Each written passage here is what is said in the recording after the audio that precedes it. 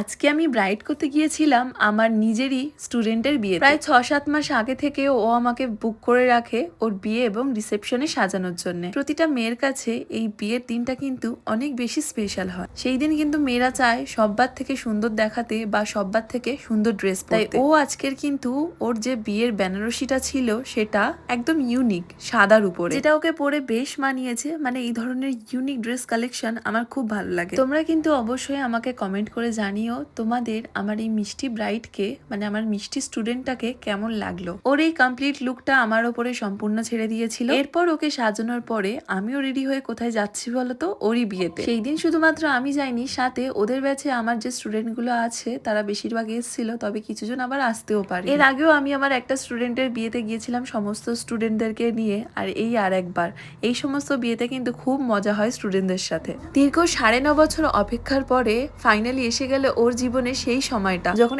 একে অপর 7 পাকে বাঁধা পড়বে, মালা বদল হবে এন্ড ফাইনালি ওরা সিঁদুর দান করবে। যেহেতু আমাদের বাড়ি থেকে ওর লোকেশনটা বেশ অনেকটা দূরত্বে আর সাইড এলাকা, তাই আমরা কিন্তু তাড়াহুড়ো করে খেতে চলে গেছিলাম, কারণ বাড়ি ফিরতে হবে। এমনিতেও অনেক আমাদের সেদিন রাত হয়ে গেছিল।